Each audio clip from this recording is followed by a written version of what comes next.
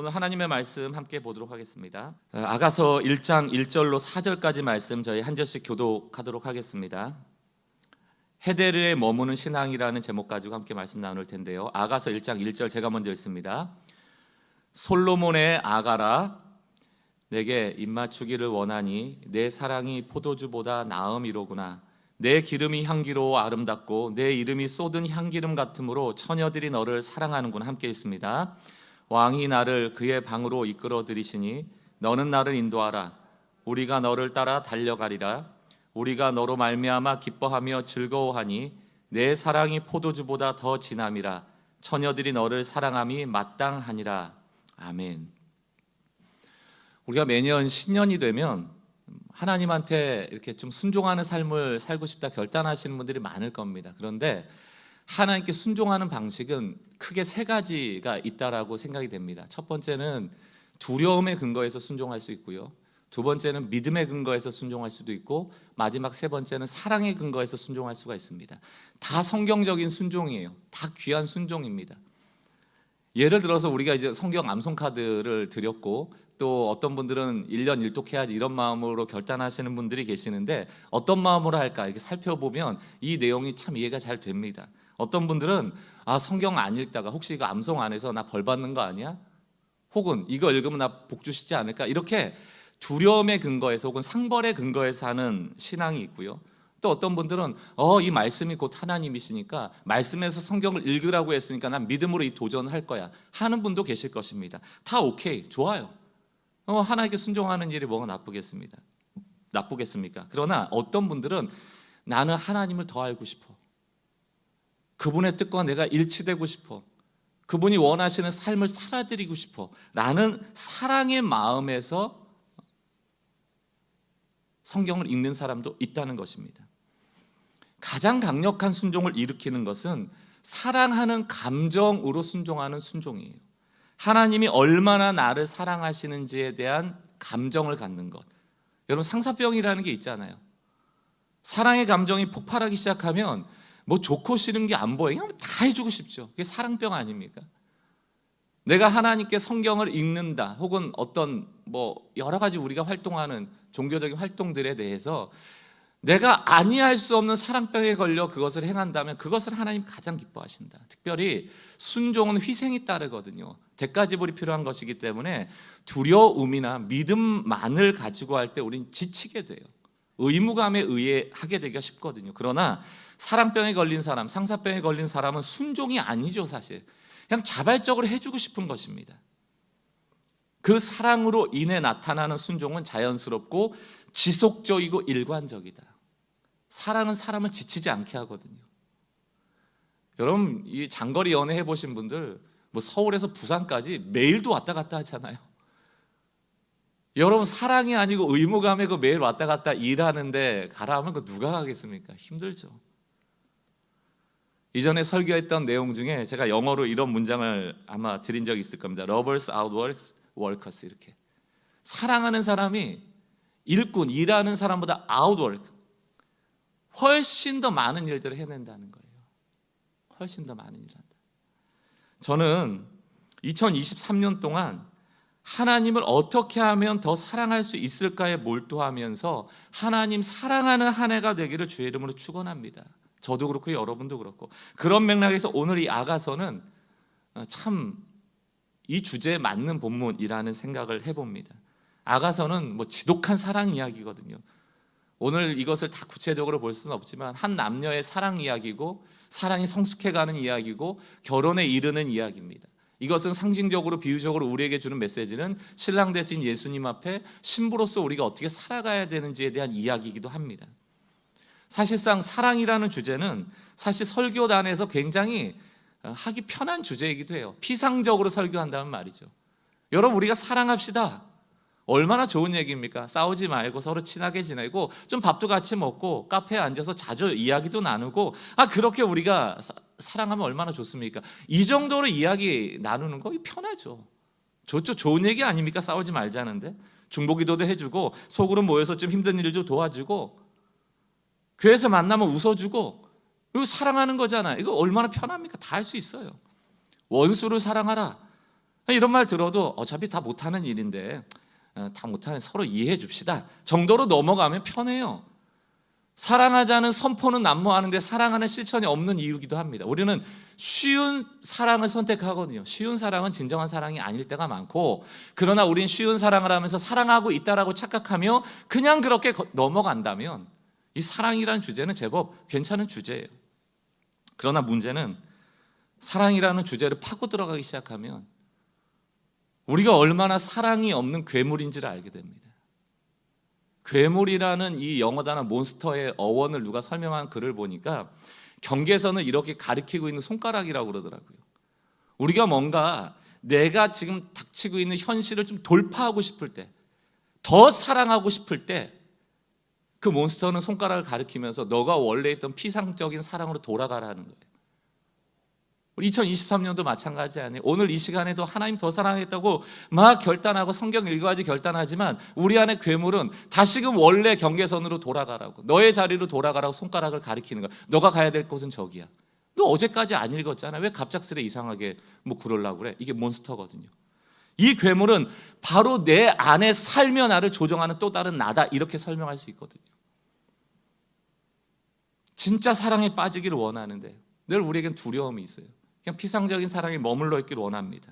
그리고 원래 내가 할 수 있는 정도의 사랑으로 도망가려는 괴물이죠.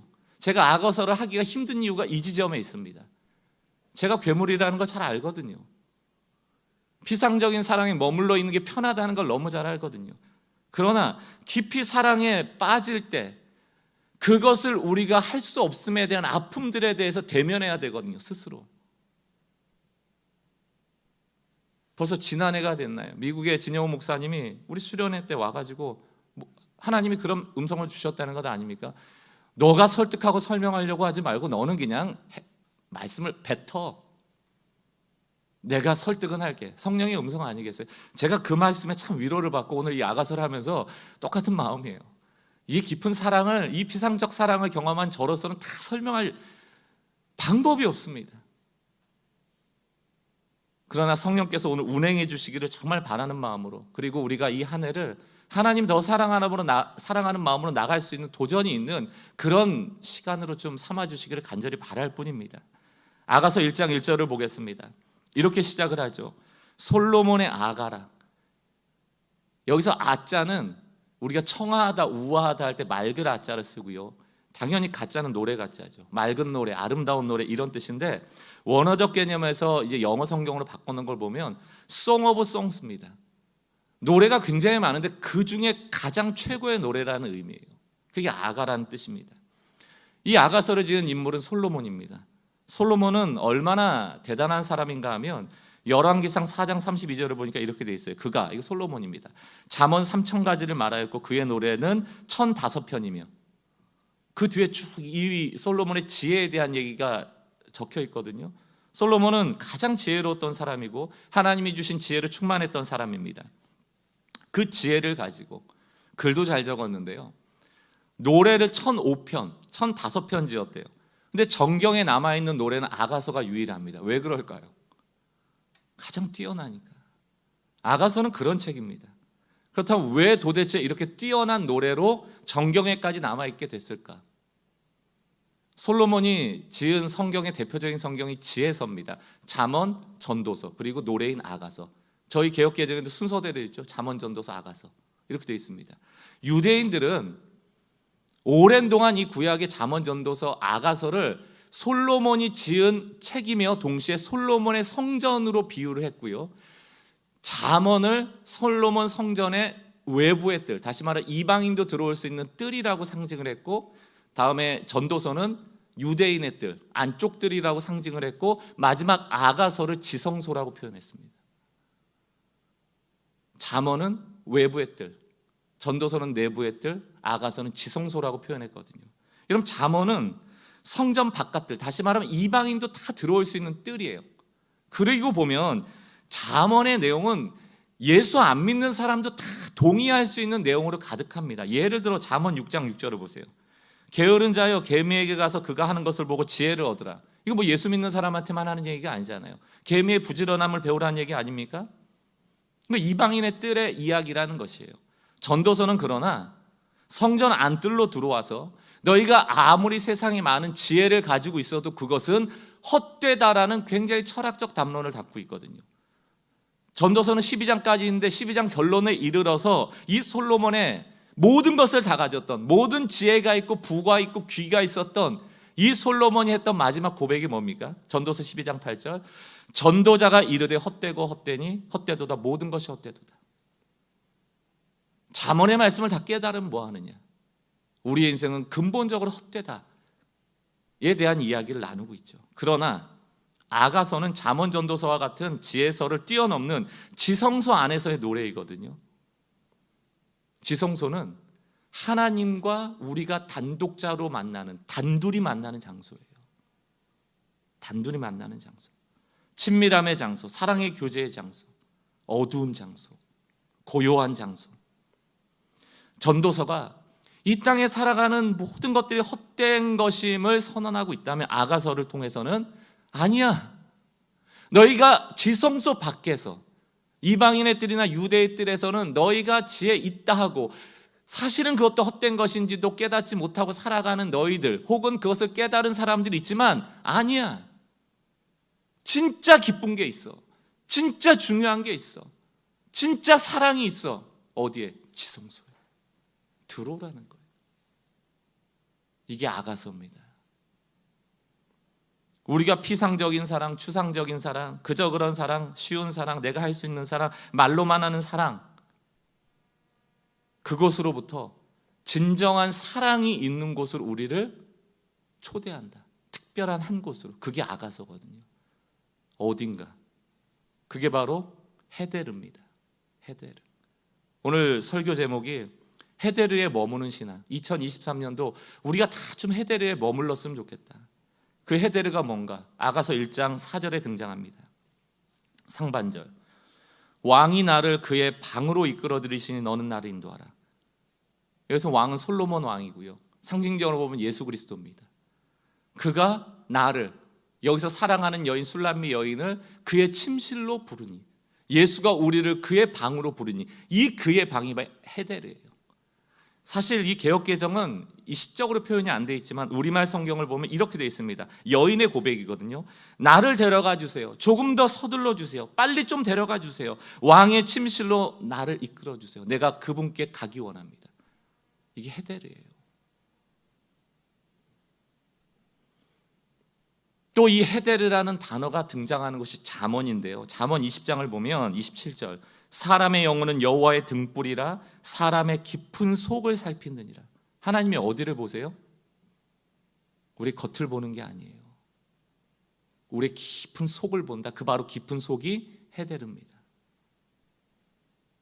여호와가 우리 바꾸고 싶은 곳이 어디인가? 우리는 거치장을 너무 중요하잖아요.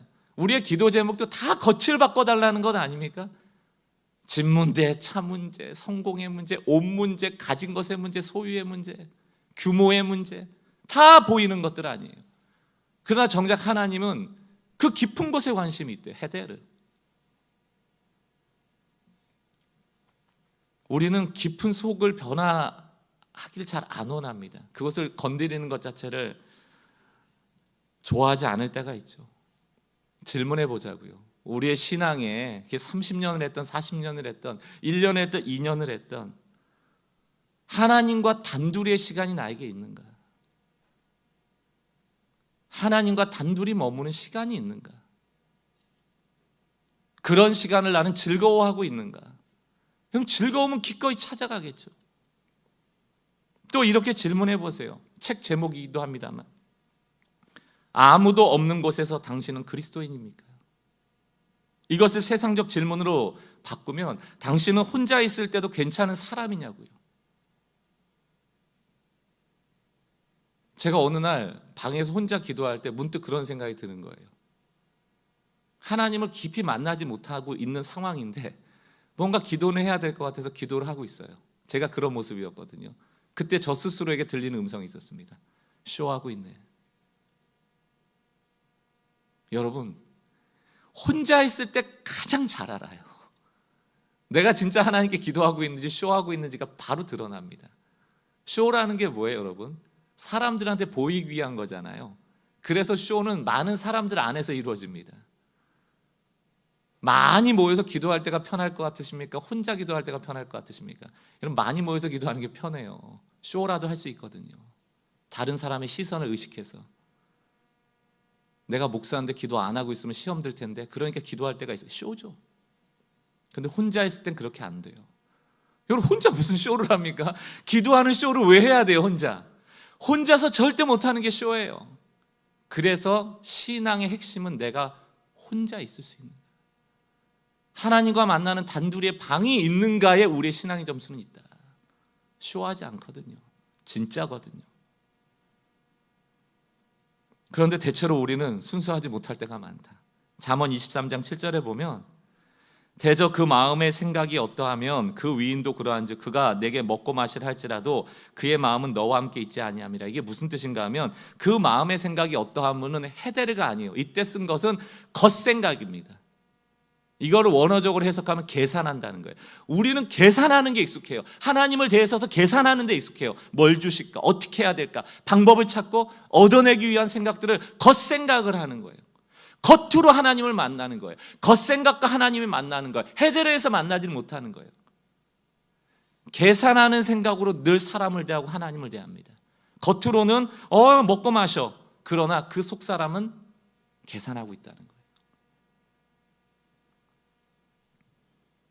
하나님에 대해서도 계산적으로 하는 신앙은 늘 마당 뜰만 밟습니다. 이방인의 뜰 정도에 와서 성경 말씀 보니까 참 지혜로운 얘기도 있네. 또 조금 더 나가서 유대인의 뜰에 들어와서 내부 안으로 들어와서 이거 제법 철학적이네, 인문학적이네, 제법 깊은데 동의하고 끝날 수 있어요. 그러나 정작 지성소로는 안 가죠. 하나님과 사랑하는 관계로는 들어가질 않아요. 수많은 사람이 모인 뜰에서 내가 얼마나 철학적이고 내가 얼마나 지혜로운가는 드러낼지 몰라도 그 하나님 앞에 단독자로 서는 일을 게을리한다는 것이죠. 여기서 신앙의 피상성이 나옵니다. 우리가 살아가면서 부부의 문제, 자녀와의 관계 문제, 일터에서 관계 문제, 교회 안에서 관계 문제 왜 일어나는가? 단도직입적으로 말씀을 드릴게요. 하나님과 단둘이 보내는 헤데르의 상실입니다. 만약에 부부의 문제가 있다면 누군가는 하나님과 단둘이 만드는 시간에 실패하고 있는 거예요. 둘 다 실패하면 그 싸움이 전쟁이 될 것이고, 여러분 가족이 누구세요? 그 범인이? 여러분 일터에서 싸움을 벌이는 범인이 누구세요? 헤데르가 사라진 사람이 범인이에요. 근데 우리는 그것도 몰라요. 피상적으로 신앙생활하면서 괜찮은 사람이라고 늘 여기거든요. 지성소 앞뜰에서 열광하는 신앙은 하나님은 안 보신다. 하나님 우리를 헤데르로 초대하고 계시다. 이런 말씀을 준비하고 있는데 지난주 신문기사에 아주 한숨 나오는 기사가 나왔더라고요. 내용이 뭔가 하니까 남미에 있는 한 교회인가 봐요. 막 뜨겁게 기도해야 하고 집회를 하고 있는데 앞에 나와서 기도받는 사람들이 나왔습니다. 한 여인이 나왔어요. 이 목사님, 기도해 주신 목사님이 다 가서 마이크 들고 막 다 카메라 찍고 있죠. 쇼입니다. 뭐가 기도 제목이냐 했더니 이 여자분이 살 빠졌으면 좋겠다고. 그러냐고. 그래서 여자 배를 톡톡톡톡 몇 번 쳤어요. 근데 할렐루야, 살이 빠진 거예요. 청바지 이렇게 늘려 보이면서 이만큼 늘어났다고, 살이 이만큼 빠졌다고, 막 찬양. 내 살도 빼주시는 하나님. 이게 웃어 넘길 상황이 아니죠. 이 시대 교회의 일그러진 모습이죠. 우리라고 다릅니까? 우리의 기도 제목을 다 보세요. 살 빠지게 해주세요와 다른 없는 기도들이 많다. 겉생각의 기도들. 제가 그래서 그 글을 읽고 페이스북에 이런 글을 썼습니다. 데시벨을 낮춰야 한국 교회가 산다. 데시벨을 낮춰. 데시벨이라는 게 뭡니까? 소리의 크기의 정도를 나타내는 단위잖아요. 데시벨. 우린 데시벨만 높아요. 사랑하자고 하는 다 피상적인 사랑이에요. 진짜 사랑을 경험하지 못했기 때문에 피상적 사랑이 나올 수밖에 없음에도 불구하고 그냥 피상적 사랑에 머물러 있으면서 절대로 지성소로 들어가지 않죠. 지성소 앞에 뜰만 화려하다. 거기에 건물 짓고 거기에 사람 모아놓고 거기에 마이크 들고 데시벨 높이고 데시벨 높이면 뭔가 은혜로운 것처럼 착각하고 데시벨이 높아야 하나님의 임재가 있는 것처럼 여기는 그게 살 빠지게 해달라는 것과 뭐가 다르냐고요. 그래서 제가 계속 적었습니다. 아가서를 준비하고 있었으니까 데시벨을 낮춰야 된다. 그분의 침실에서, 그분의 방에서, 하나님과 단둘이 있는 헤데르에서는 높이는 데시벨은 그저 잡음일 뿐이다. 둘만의 속삭임과 둘만이 바라보는 사랑의 미소는 늘 고요하다. 늘 고요하다.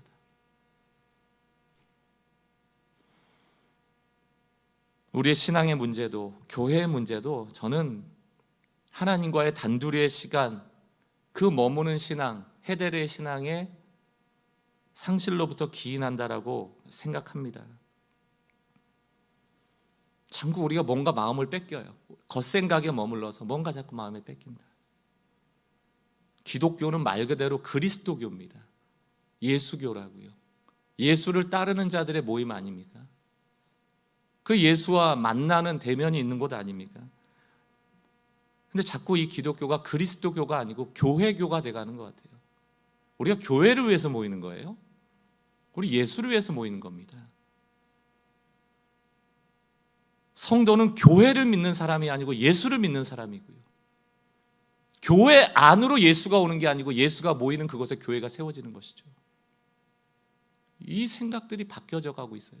왜 기독교가 자꾸 교회교가 돼가는가? 왜 교회가 이렇게까지 우상이 되어가는가? 왜 성전의 뜰만 화려해지는가? 왜 교회 안에 지성소가 사라지고 있는가? 고민해야 됩니다. 저는 이 교회교를 교회가 고체화되어 간다라는 생각을 해요. 굳어져 가는 거예요. 그냥 이게 교회구나. 더 이상 개혁하거나 더 이상 시대를 품는 것이 아니고 30년 전, 40년 전, 100년 전의 모습을 그대로 유지하고 그 제도와 그 시스템과 그 프로그램과 그 사람들에 머물러 있는 것. 그게 고체화입니다. 예수를 따르는 것이 아니고 교회를 위한 소모품이 돼가고 있는 것처럼 느껴져요. 사랑하는 성도 여러분, 그리스도교는 예수교입니다. 예수를 따르는데 목표가 있는 거예요. 교회가 구원을 일으키는 것이 아니고 예수가 구원을 일으키는 것입니다. 모든 것이 예수 그리스도로 인한 것이고 그 예수 그리스도를 위하여 존재하는 것이 교회이죠. 예수 아닌 것들로 가득할 때 기독교는 더 이상 기독교가 아니다. 교회교가 되는 것이죠. 그러나 안타깝게 그 변질은 이미 오랫동안 시작되어 왔다. 제가 교제하는 단체에서 요즘 화두를 던진 것이 교회 밖 새 교회라는 얘기입니다. 저는 고체화된 교회는 교회가 아니라는 얘기를 하는 게 아니에요. 이곳 가운데도 개혁하고 본질을 추구하는 교회들, 그 고체화되지 않도록 애쓰는 교회 꼭 필요하죠. 그러나 교회 밖 새 교회라는 두 교회라는 단어는 다를 거예요. 앞에 교회는 고체화되어지는 교회, 그 안에만 머물러 있는 교회, 그 안에만 머물러 있는 성도로부터 나아가 좀 다음 세대에게 대안이 될 수 있는 교회들이 이 시점에 필요한 것이 아닌가에 대한 화두를 던지고 있는 것입니다. 이미 고체교회의 성도들이 이탈하고 있죠. 그들은 고체교회를 떠나고 있습니다. 그들이 찾는 교회는 예수를 떠난 게 아니고 고체화된 교회를 떠난 것이고 예수를 찾기 원하는 거예요. 오직 예수로만 충분한 교회가 있는가? 그런 교회들이 지금 필요하다. 언제가 글에 보니까 피아니스트에 대한 이야기가 있더라고요. 수천 명 앞에서 연주를 마쳤는데 성공적으로 연주를 마쳤죠. 많은 사람들이 기립박수를 쳐줬습니다. 오랜 시간 동안 박수를 쳐줬죠. 모든 일정이 끝나고 한 기자가 인터뷰를 합니다. 그렇게 많은 사람들이 다 일어나서 그렇게 긴 시간 동안 박수를 쳐줄 때 당신에게 가장 감격스러운 순간이었습니까? 라고 질문하니까 이 피아니스트가 아니요라고 대답해요. 아닙니다. 저는 그 순간이 좋았습니다. 그러나 감격스러운 순간은 아니었습니다. 라고 말하고 계속 이렇게 말을 이어갑니다. 사람들이 기립박수를 치고 앉았을 때 비로소 저 꼭대기층 발코니에 앉은 한 노인이 보였는데 그 노인이 저를 향하여 고개를 끄덕였습니다. 저는 그 순간이 가장 감격스럽고 영광스러운 순간이었습니다. 그 노인은 저에게 30년 동안 피아노를 가르쳐 주신 제 스승이었습니다. 그것이 제게 최고의 순간이었습니다. 단 한 사람의 고개 끄덕임이 수천 명의 박수보다 저에게 중요했습니다. 이게 교회예요, 여러분.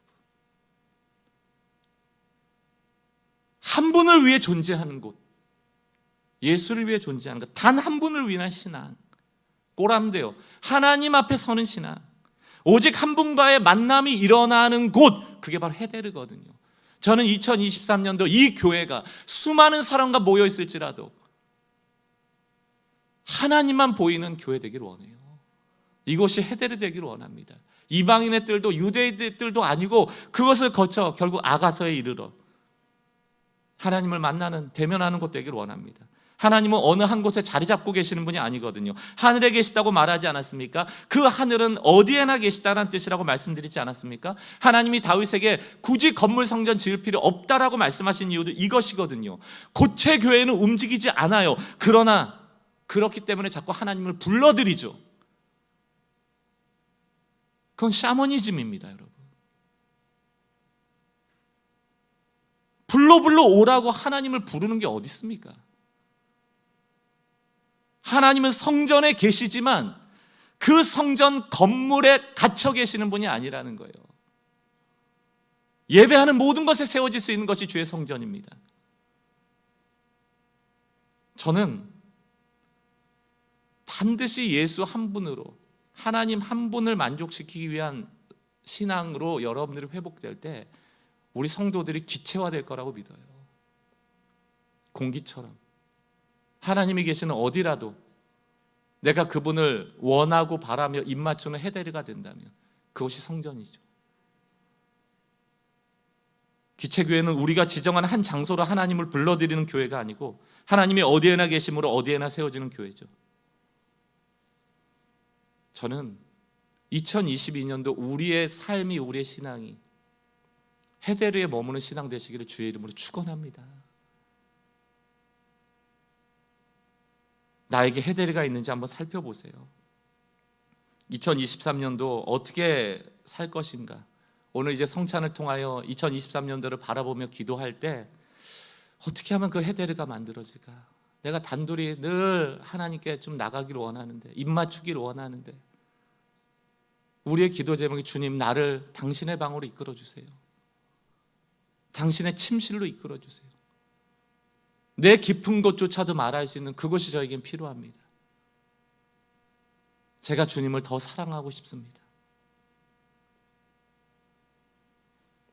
결론을 맺으면서 어거스틴의 고백론에 관한 책을 제가 요즘 좀 읽고 있습니다. 고백록이라는 것은 핵심적인 내용이 자기 자신에 대해서 알려면, 다시 말하면 내 생각의 깊은 곳을 알려면 하나님에 대한 알미 없이는 불가능하다는 얘기거든요. 그 책 중에 이런 대목이 있더라고요. 없어질 것을 열애함에 대한 불행. 없어질 것을 열애라는 것, 뜨겁게 사랑하는 것. 근데 우리의 사랑이 없어질 것, 사라질 것, 내 쥔손에 다 빠져나갈 것들에 대하여 열렬히 사랑하고 있다는 거예요.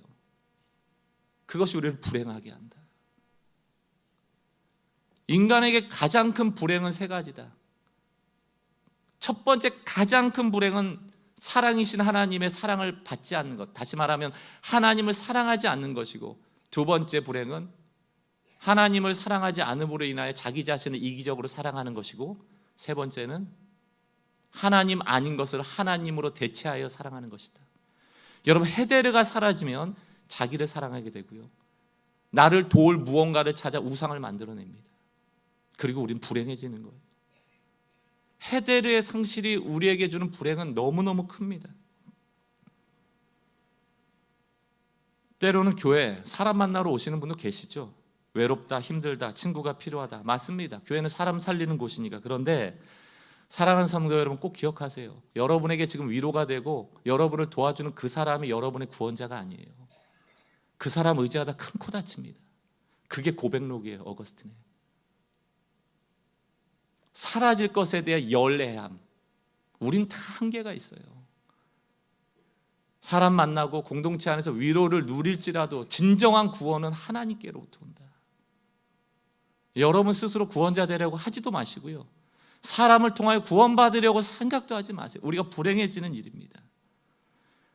그러면 오늘 이 2023년들 앞도 우리가 고민해 봐야죠. 헤데르가 있는가도 고민해 보시고, 내가 정말 사랑하고 싶으니 나를 그분의 방으로 이끌어 달라고 기도도 하셔야 되고, 또 나는 무엇과 열애하고 있는가도 보셔야 돼요.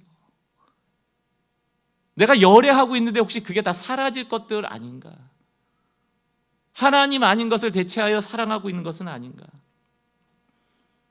그것 때문에 침실로 가는 것이 방해받고 있는 것이거든요. 내가 하나님의 침실로 들어감에 있어서 방해하는 것들이 무엇인가? 기도해야 돼요. 영적 전쟁은 아름다움의 싸움이라고 말씀드렸잖아요. 사단이 우리를 미혹할 때 막 더러운 곰팡이 같은 거 가지고 오질 않는다니까요. 이 세상의 가장 아름다운 모습으로 찾아옵니다. 그래서 어느 정도로 이게 하나님보다 더 아름답구나라고 느낄 정도로. 그래서 우리는 헤데르로 안 가도 되는구나라고 느끼게 하는 거예요. 헤데르가 필요 없구나. 이 교회에 이렇게 아름답고 나를 위하는 사람들이 있는데 내가 왜 하나님께로 가? 이게 교회가 망하는 길이거든요. 여러분 너무 좋은 사람 되지 마세요. 여러분이 너무 괜찮은 사람 되지 마세요. 여러분도 하나님과 단둘이 교제하는 사람 되세요. 하나님을 사랑하는 사람 되세요. 그 사랑이 흘러갈 때 비로소 교회는 아름다운 공동체가 되는 겁니다. 아주 나면서부터 착한 분들이 계시거든요. 그 착함에 교만해지시면 안 됩니다. 여러분이 착한 게 중요한 게 아니고 그 착함이 어디로부터 기인하는가가 중요하죠. 나는 오늘도 하나님을 만나고 있는가? 헤데르가 가장 아름다운 것으로 보여지는 은혜가 오늘 이 성찬 가운데 주어지길 주의 이름으로 축원합니다. 그 술람미 여인이 왜 그 침실로 들어가는가에 대한 이유가 아가서 1장 2절에 나옵니다. 술람미 여인이 고백하거든요. 그 왕이 내게 입맞추기를 원하니 왕의 사랑이 포도주보다 나음이다. 이렇게 되어 있거든요. 포도주는 성경에서 극한의 기쁨이에요. 여러분이 상상할 수 있는 가장 큰 쾌락을 생각하시면 돼요. 죄도 쾌락 아닙니까? 여러분이 상상하는 가장 큰 쾌락을 생각하시면 돼요. 그 포도주라는 게. 그게 아름다워 보여서 죄 짓는 거잖아요. 그게 아름다워 보이지 않으면 왜 죄를 짓겠습니까? 죄가 더러워 보이면 왜 죄를 짓겠습니까? 죄가 아름답기 때문에 죄를 짓는 거거든요. 우리가 상상할 수 있는 가장 큰 아름다움, 죄를 짓게 하는 그 아름다움조차도 상상해 보시라고요. 그것이 포도주인데 그 포도주보다 그의 침실이 낫다라는 고백이에요. 그러므로 나를 이끌어 달라는 거예요. 그러므로 나를 입맞춰 달라는 거예요. 이게 아가서의 고백입니다. 2023년도가 이 고백이 우리 가운데 있기를 바라요. 예수님은 가나 혼인잔치에 포도주를 만드십니다.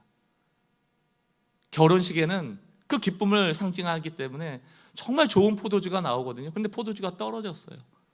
예수님은 물로 포도주를 만드셨는데 그 나중에 나온 포도주가 이전에 나왔던 좋은 포도주보다 더 극상품의 포도주가 된 겁니다. 여러분 기억하세요. 그 앞에 나왔던 포도주는 포도로부터 나온 것입니다. 그러나 그 뒤에 나온 포도주는 예수로부터 나온 것이거든요. 그것이 더한 기쁨이에요. 여러분 오늘 성찬하시면서 여러분은 예수의 몸에 입맞춤할 겁니다. 예수의 피에 입맞춤할 겁니다. 여러분들이 이 입맞춤을 하면서 고백해야 될 것, 주님, 이보다 귀한 것은 없습니다.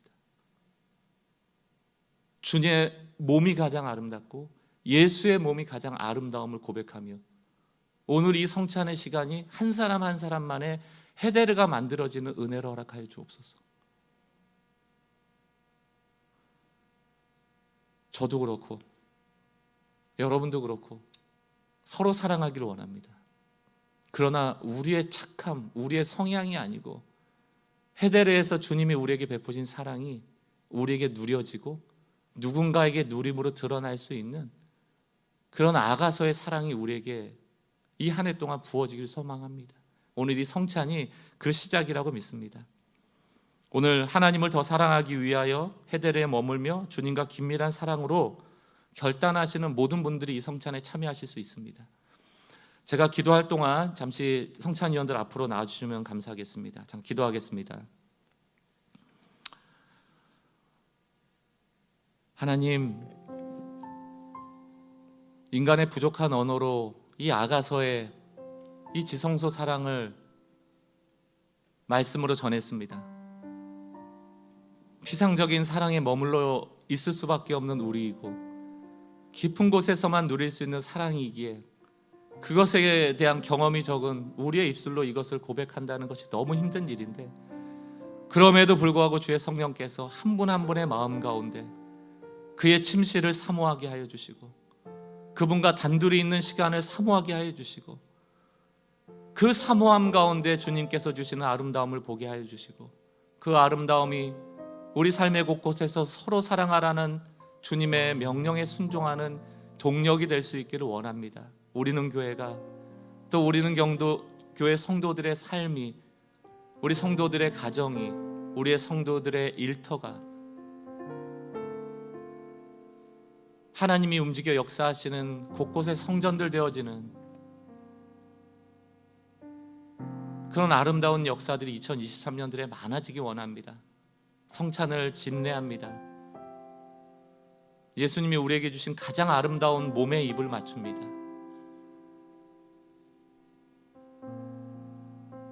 예수님이 우리를 사랑하신다라고 보여주신 가장 귀한 사랑인 주님의 희생의 피에 입을 맞춥니다. 우리가 모여 성찬을 집례하지만 이 떡과 피를 받아든 그 자리가 헤데르가 되게 하여 주시고, 주님을 사랑한다는 진심의 고백으로 이 새 첫날을 시작하는 아름다운 시간 될 수 있도록 주님께서 친히 인도하여 주옵소서. 예수 그리스도 귀하신 이름으로 기도 올리옵나이다. 아멘.